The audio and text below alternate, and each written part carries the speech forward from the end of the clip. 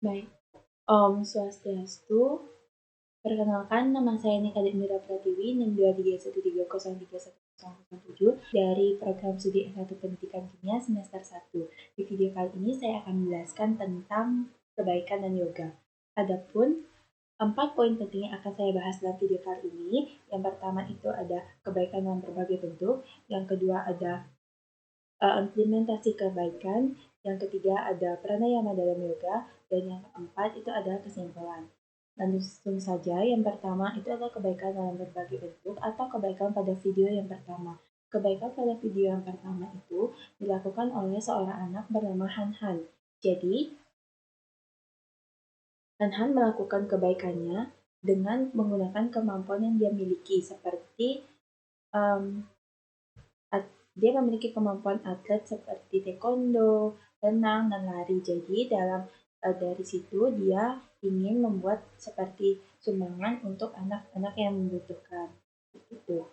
Yang kedua itu ada dari anak yang bernama Lois. Jadi Lois ini membuat atau melakukan kebaikannya dengan menolong orang tua untuk pergi ke Jakarta dari tempat tinggalnya yang kumuh seperti itu. Yang ketiga itu ada Ariel.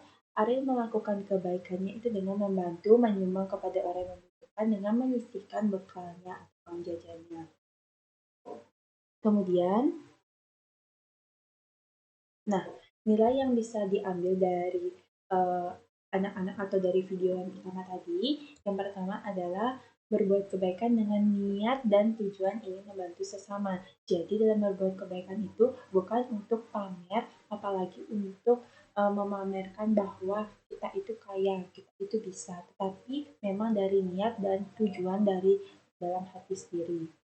Yang kedua adalah meningkatkan rasa syukur serta kepedulian terhadap sesama. Kita diberikan rezeki, diberikan anugerah oleh Tuhan yang melebihi mereka-mereka yang membutuhkan. Jadi, dengan seperti itu, maka rasa kepedulian dan kesyukuran kita itu dapat ditingkatkan.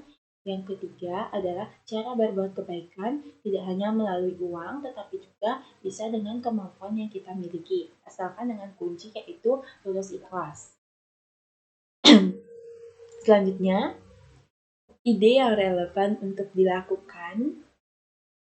Nah, salah satu kebaikan yang saya ingin lakukan itu berkecimpung di dunia pendidikan, karena memberi ilmu pendidikan kepada anak-anak menurut saya atau bagi saya sendiri itu dapat menimbulkan merupakan hal yang mulia. Jadi mereka itu mendapatkan investasi jangka panjang melalui pendidikan. Mungkin pendidikan yang saya berikan selama ini dalam mengajar, saya pernah karena dulu mengajar anak-anak calistung gitu kan, saya pernah belajar itu.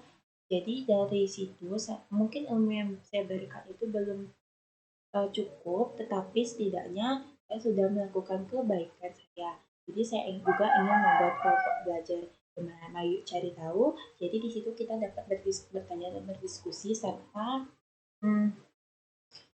tanpa memperhitungkan biaya itu. Kemudian dalam video yang kedua itu adalah pranayama dalam yoga. Jadi pranayama dalam yoga secara sederhana memiliki arti perpanjangan nafas atau pengaturan nafas, yang dimana pranayama itu berfungsi sebagai penghubung antara alam sadar dan alam bawah sadar. Kemudian ada Bastrika Pranayama yang merupakan teknik pernapasan bawah dan juga Anuloma Viloma Pranayama yang merupakan pernapasan terkontrol. Yang pertama ada Bastrika Pranayama. Bastrika Pranayama ini atau latihan pernapasan bawah yang melibatkan penarikan dan pernapasan yang kuat dan cepat melalui hidung sambil mempertahankan kecepatan yang stabil.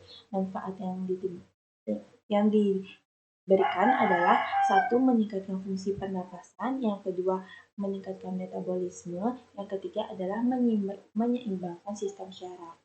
Selanjutnya, Anuloma Viloma Pranayama merupakan latihan pernapasan terkontrol dengan menutup satu lubang hidung lalu menahan lubang hidung lainnya saat menghembuskan nafas. Jadi, manfaatnya Anuloma Viloma Pranayama yang pertama membersihkan pembuluh darah, syaraf, dan saluran energi dalam tubuh. Yang kedua adalah meningkatkan konsentrasi dan memori. Serta yang ketiga adalah membantu menyembuhkan sakit kepala. Jadi kesimpulannya, dari video pertama saya dapat menarik kesimpulan bahwa kita harus selalu berbuat baik kepada sesama. Berbuat baik bukan hanya sekedar dengan menggunakan uang, tetapi juga dengan menggunakan kemampuan yang kita miliki, asalkan kita melakukannya dengan tulus ikhlas. Kita juga harus meningkatkan rasa syukur serta kepedulian terhadap sesama, terutama bagi mereka yang membutuhkan.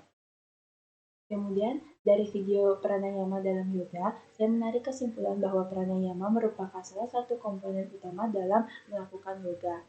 Jadi, pranayama memiliki tujuan atau teknik untuk pengaturan nafas yang dapat menenangkan pikiran, memusatkan perhatian, dan merilekskan tubuh.